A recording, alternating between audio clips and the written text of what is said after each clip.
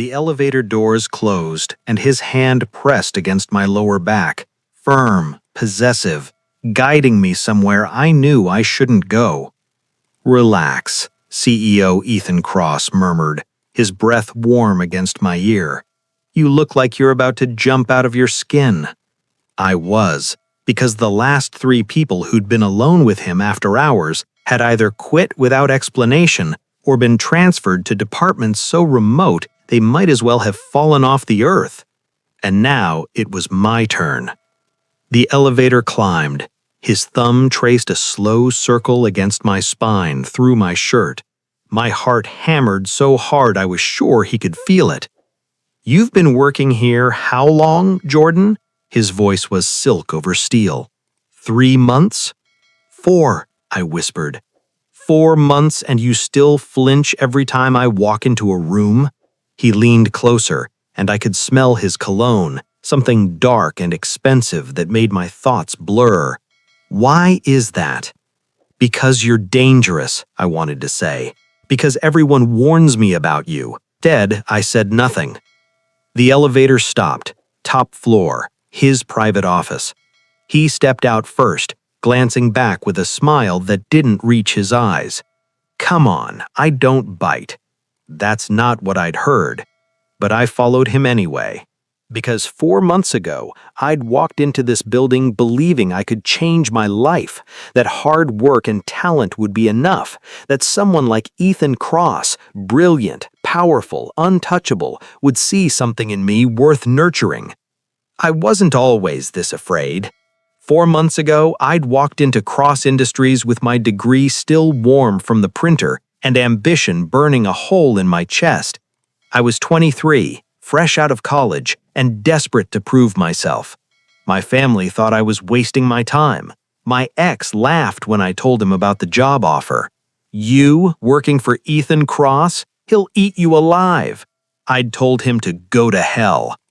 Now, standing in Ethan's office with the city sprawling below us like a glittering graveyard, I wondered if my ex had been right. "Sit," Ethan said, gesturing to the leather couch near the window. Not his desk, the couch. I sat. He poured 2 glasses of scotch from the bar cart, even though I hadn't asked for one, handed me a glass and settled beside me, close enough that our knees almost touched. "You've been doing good work on the Morrison account, better than I expected." "Thank you. But you're holding back." His gaze pinned me in place. "You're talented, Jordan, brilliant even, but you second-guess yourself. You wait for permission instead of taking what you want." I sipped the scotch to avoid answering. It burned going down. "Do you know why I brought you up here tonight?" I shook my head. "Because I see something in you." He set his glass down, turning me fully. "Something raw, unpolished, and I want to be the one to shape it." His hand moved to my knee. I froze. "You're young," he continued, his thumb brushing slow circles against my leg. "You don't understand yet how this world works, how power operates, how things get done." I'm learning," I stammered. "Not fast enough." Every instinct screamed at me to move, to pull away, to leave. But his eyes held me captive, dark, hungry, certain, like he already knew I wouldn't say no. And God help me, he was right. Because even though my brain was screaming danger, my body was leaning into his touch. My pulse was racing for reasons that had nothing to do with fear. And when he leaned in, his lips brushing against my ear, I didn't pull away. "I can make you into something extraordinary," he whispered. "Or I can let you fade into mediocrity like everyone else. The choice is yours." It wasn't a choice, really. It was a threat wrapped in seduction, and we both knew it. "What do you want from me?" I asked. His smile was predatory. "Everything." It started with late-night emails. "Jordan, I need you in my office. Bring the Henderson files." "Jordan, stay after the meeting. We need to discuss your performance." "Jordan, dinner tonight. My treat. It's about your future here." Each message felt like a test I didn't know how to pass. At first, the meetings were professional. He'd critique my work, push me harder, demand better. I told myself it was mentorship, that he was tough because he cared about my development. But then his hand would linger on my shoulder when he leaned over to check my laptop screen, or he'd stand too close in the elevator, his body heat radiating through my clothes, or he'd smile at me across the conference table in a way that made my colleagues glance away uncomfortably. "You're his new favorite," my coworker Mia whispered one day in the break room. Her voice was tight with something that might have been concern or might have been jealousy. "Be careful." "What do you mean?" She looked like she wanted to say more, but Ethan appeared in the doorway and her expression shuddered. "Nothing, just be careful." I wanted to ask her what she meant, wanted to demand she explain the fear in her eyes, but Ethan's gaze found mine across the room, and suddenly I couldn't think about anything else. "Jordan," he said, "my office, now." I followed him like a moth to a flame. His office door clicked shut behind us, and he turned to face me. We were alone, completely, dangerously alone. "You've been distracted lately," he said, loosening his tie. "Something on your mind?" "Yes, you, always you." "No," I lied. He stepped closer. "You're a terrible liar." "I'm not." His finger pressed against my lips, silencing me. "Don't speak unless I ask you a question. Understand?" I should have been offended, should have told him to go to hell, should have walked out right then. Instead, I nodded. The praise sent electricity down my spine. He circled me slowly like a predator assessing prey. His fingers trailed across my shoulders, down my arm, making me shiver. "Do you know what I see when I look at you, Jordan?" I shook my head. "Potential." He stopped in front of me, tilting my chin up with one finger. "Raw, untapped potential. You could be extraordinary, but you're too afraid to take what you want." "I'm not afraid."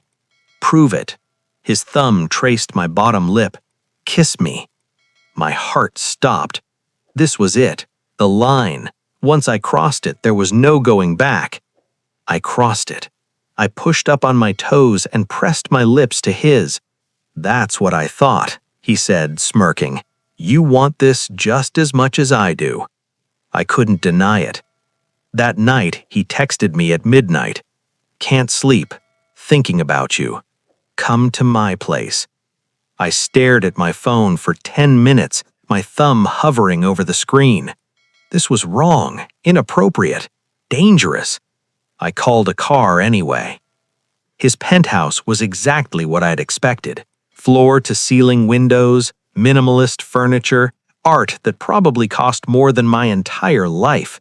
He answered the door in slacks and an unbuttoned shirt, looking like sin and temptation wrapped in Italian fabric. "You came," he said, stepping aside to let me in. "You said it was important." "It is." He closed the door behind us, and suddenly the space felt too small, too intimate. "Drink?" "I'm fine." "You're nervous." He crossed to me, tilting my chin up with one finger. "Why?" "Because this isn't normal. Because mentors don't summon their employees to their homes at midnight. Because I can see the hunger in your eyes, and I don't know if I'm terrified or thrilled." "I'm not," I lied. He smiled. Liar. Then he kissed me. "Stay," he said afterward, pulling me against his chest. "Don't leave." I stayed, but I didn't sleep, because as I lay there in his arms, listening to his heartbeat slow, a small voice in the back of my mind whispered that I'd just made the biggest mistake of my life. 3 weeks blurred together in a haze of stolen moments and crossed lines. He'd call me into his office and lock the door, kiss me breathless against the window overlooking the city, whisper promises against my skin. At night, I'd lie awake replaying every touch, every word, every look. trying to separate what was real from what was manipulation, trying to convince myself I wasn't falling for him, failing. "You're different lately," my roommate said one morning over coffee. "Happier, or something." I wasn't sure what I was. Intoxicated, maybe. Addicted. Drowning in something that felt too good to be wrong, even though I knew it was. "Just busy at work," I said. He didn't look convinced, but he let it drop. That day, someone left an anonymous note on my desk at the office. "They ruin everyone they touch. Get out while you can." I crumpled it and threw it away. But that night, lying in Ethan's bed with his arm draped possessively across my waist, I couldn't stop thinking about it. "What's wrong?" he asked, his fingers tracing lazy patterns on my stomach. "Nothing." "Jordan," his voice was gentle but firm. "Tell me." "Someone left a note on my desk today, a warning about you." He tensed. "What did it say?" "That you ruin everyone you touch." Silence. Then he laughed, a bitter, hollow sound. "And you believe them?" "I don't know what to believe." He rolled over, pinning me beneath him, his eyes dark and intense. "Then believe this. I don't care what anyone says. I don't care about the rumors or the warnings or the gossip. All I care about is you." "Ethan!" "You're different, Jordan. Special. You make me want to be better." I wanted to believe him. God, I wanted to believe him so badly it hurt. So I kissed him and tried to ignore the voice in my head screaming that this was a lie. The rumors got worse. Whispers in the break room, pointed looks in meetings. People stopped inviting me to lunch. My work was scrutinized more heavily than anyone else's. And Ethan was distant during office hours, professional, cold even, like we were strangers instead of lovers who'd spent the previous night tangled together in his bed. "It's for appearances," he explained when I confronted him. "People are watching. We have to be careful." "I'm tired of being careful." "I know." He pulled me close, kissing my forehead. "Just a little longer. I'm working on something. A way for us to be together without all this secrecy." "What do you mean?" "Trust me," he said. "Can you do that?" I wanted to, desperately. But trust felt like a luxury I couldn't afford. That night, I couldn't sleep. I found myself scrolling through my phone, searching for information about Ethan Cross. What I found made my blood run cold. 3 women, 2 men, all former employees, all with eerily similar stories. He'd chosen them, mentored them, seduced them, made them believe they were special, chosen, different from everyone else. Then he'd destroyed them. One woman's career ended after she tried to report him to HR. Another was blacklisted from the industry entirely. A man had attempted suicide after Ethan systematically isolated him from every professional contact he'd ever had. Each story followed the same pattern: intense attention, promises of advancement, a whirlwind romance. Then, once they were completely devoted to him, he'd pull away, become cold, gaslight them into thinking they were crazy for believing it had ever meant anything. And when they tried to fight back, he crushed them. I read until my eyes burned and my hands shook. Then I heard my phone buzz. "Miss you. Come over." I stared at the screen. Every rational part of me screamed to run, to quit tomorrow, to block his number and disappear before I became another cautionary tale. But my finger was already typing a response. On my way. Because despite everything, despite the warnings, the evidence, the horror stories, I still wanted him, and that terrified me more than anything else. I told myself I was going to confront him, to demand the truth, to finally grow a spine and stand up for myself. Instead, I let him kiss me the moment I walked through the door. "I've been thinking about you all day," he murmured against my neck. "Can't focus, can't think. You're driving me insane." "Ethan, we need to talk." "Shh." He backed me toward the bedroom, his mouth trailing heat down my throat. "No talking, not tonight. Just feel." And God help me, I let him.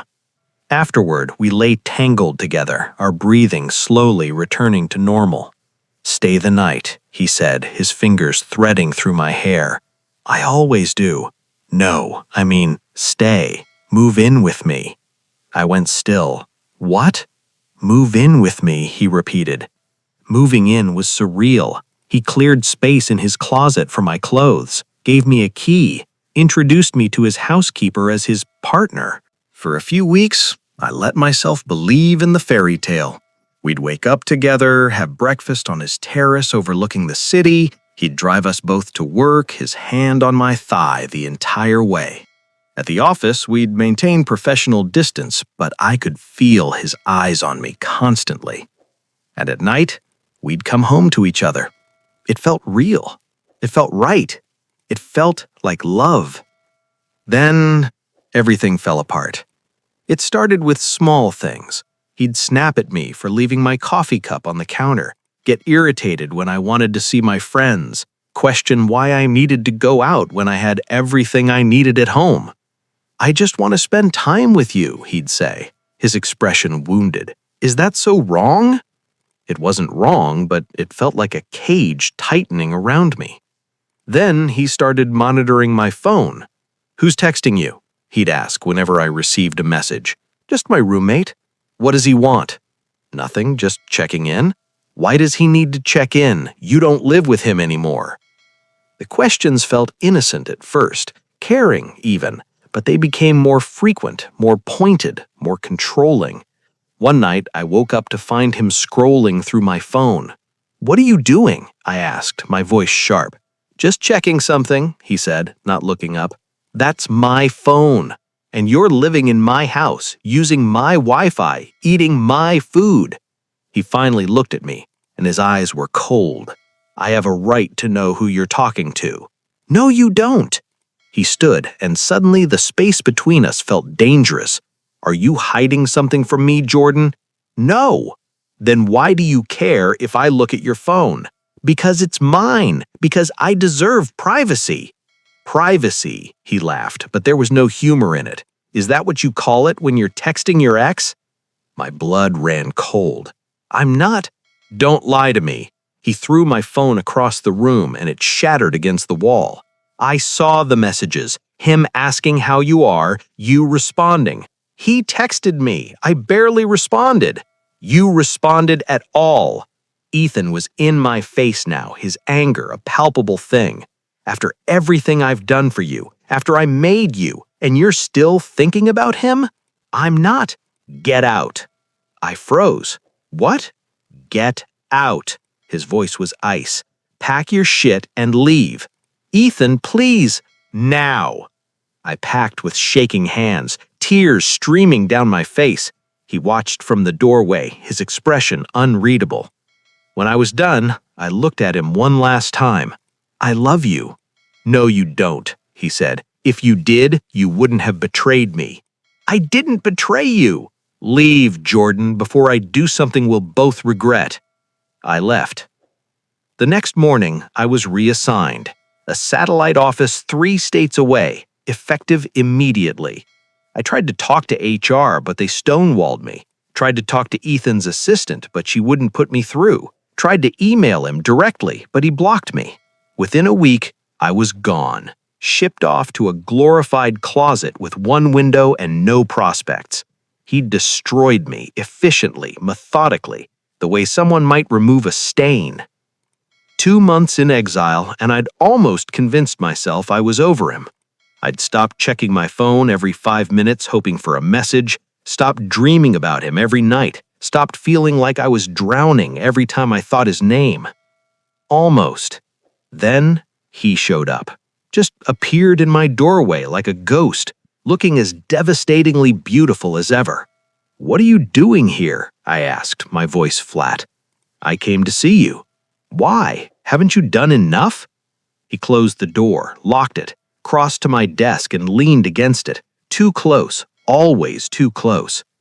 "I made a mistake," he said quietly. "You made several. I let you leave." My heart stuttered traitorously. "Ethan," I told myself it was better this way. that you'd move on, that I'd move on, but I can't." He reached out, cupping my face with trembling hands. "I can't stop thinking about you. Can't sleep, can't focus. You've ruined me, Jordan." "Don't," I whispered, even as I leaned into his touch. "Don't do this." "I'm sorry." His voice cracked, and I'd never heard him sound so vulnerable. "For everything. For using you, for hurting you, for being too much of a coward to admit what you meant to me until it was too late." Tears burned my eyes. "You destroyed my career, my reputation, everything." "I know." He pressed his forehead to mine, and I could feel him shaking. "And I'll spend the rest of my life making it up to you if you let me. I'll fix this. I'll fix everything. Just give me another chance." "Why should I?" "Because you feel it too." His hand slid into my hair, tilting my face up. "This thing between us, it's not fake. It was never fake. I was just too afraid to admit it." "Afraid of what?" "Of needing you," he whispered. "Of caring about you more than my career, my reputation, my control. Of losing you and realizing I'd lost the only real thing I'd ever had." I wanted to push him away, wanted to tell him to leave and never come back, wanted to be strong enough to save myself. But when he kissed me, I kissed him back. "I hate you," I breathed against his lips. "I know." "You broke me." "I know." "I should never forgive you." "I know." He pulled back, his eyes searching mine desperately. "But will you?"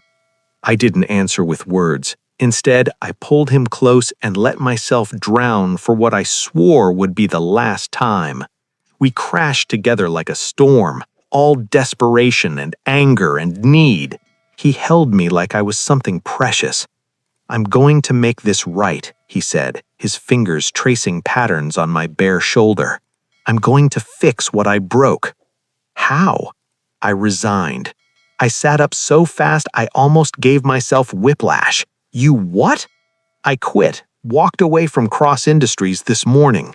He smiled, tired, genuine, free. "No more bored, no more pressure, no more having to choose between my career and you. I choose you." "You're insane."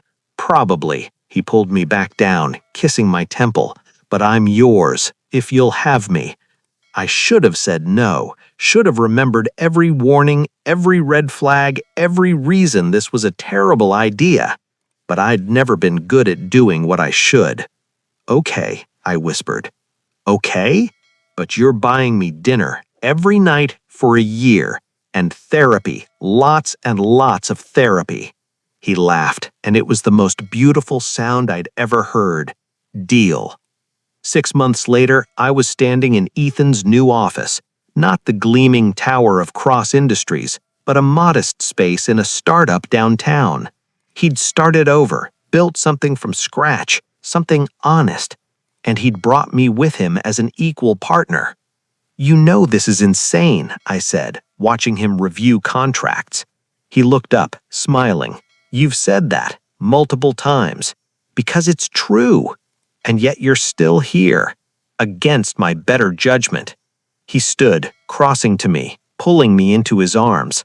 "How much longer are you going to hold that over my head?" "Forever, probably." "I can live with that." He kissed me, soft, sweet, real. "I can live with that, as long as you're here." I rested my head against his chest, listening to his heartbeat. "I'm not going anywhere." "Good." His arms tightened around me possessively. "Because I'm never letting you go." It was possessive, probably unhealthy, definitely not what any therapist would recommend. But it was ours. And for the first time in months, that was enough. 1 year later, I found myself back in an elevator with Ethan Cross. But this time, there was no fear, no manipulation, no secrets.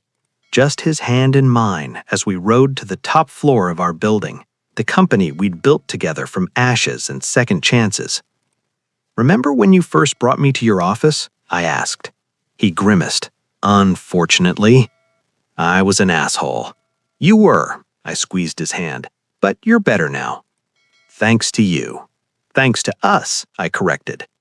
The elevator doors opened to reveal our entire team waiting. They'd planned a surprise party for our company's 1-year anniversary.